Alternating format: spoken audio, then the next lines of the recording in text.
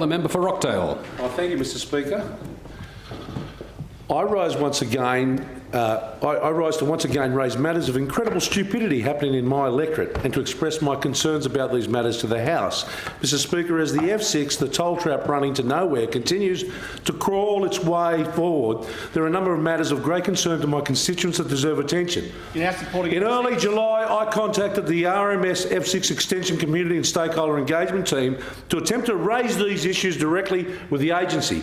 However, sadly, they refused to arrange a meeting with me. They instead referred me onto the Minister's office. Just listen, so you can listen and you'll work out what I support. You don't support an F6. I support the F6 that you would have supported too. The F6 they instead referred me onto the Minister's office, to which I still haven't received even a cursory response more than 6 weeks later.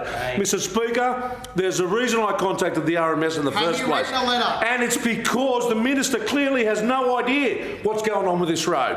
While I don't expect, that's true, while I don't expect any useful response from the member for Oxley, it's still disappointing that she can't even be bothered to respond to correspondence on major projects like the F6. Mr Speaker, the stupidity of this project cannot be understated. Why did you cancel Honestly, the F6? Speaker, who has ever heard of a road project running through a major road junction that will not allow motorists to exit on the very road that they'd like to get onto? Why did you cancel the F6? For as long as I can remember, the F6, you're very conscious of this, member for Cronulla. The F6 has been considered a solution to get traffic travelling to Southern Cross Drive off the Grand Parade. And in many respects, members opposite continue to mislead the people of the Southern Sydney because they're too ashamed to own up to what they're doing. This is the understanding the community has had of the F6. Instead, those opposite will create this pathetic toll trap to funnel more revenue into the West Connex Ponzi scheme.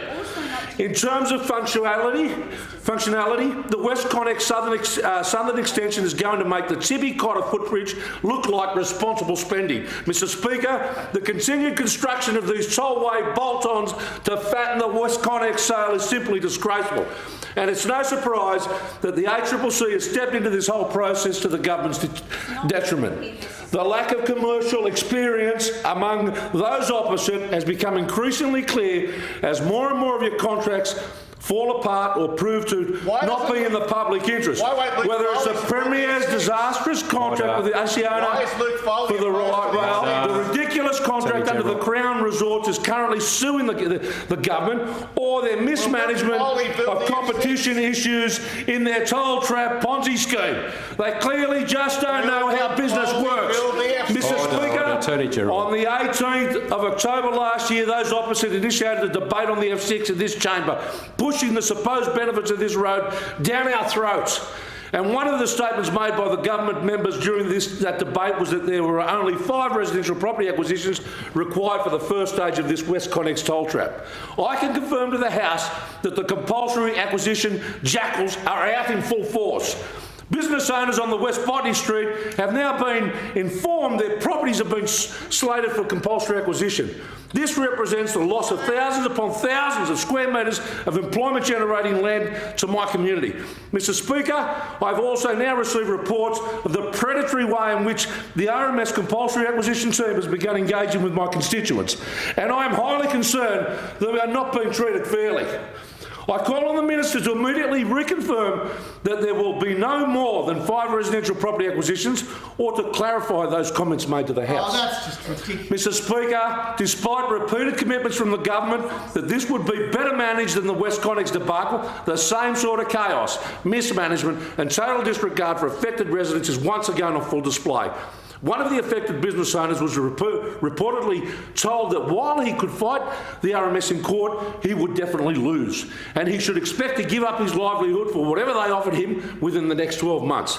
This is what the government's new caring approach to compulsory acquisition looks like. Residents on President Avenue are now panicking at the compulsory acquisition letters have recently received from the RMS, threatening legal action if they don't agree to RMS sale conditions within 6 months. Mr Speaker, elsewhere on the F6 corridor, constituents of mine have told me that the RMS have failed to follow their own guidelines in relation to the review of valuations, but the owners were nevertheless forced to sell due to financial hardship. The RMS cannot be allowed to behave in a predatory fashion like this. Mr. Speaker, I call on the Minister to immediately make public the full compulsory acquisition plan for the first stage of the F6, residential and commercial, and to guarantee that this sort of strong-arm behaviour will cease immediately. I call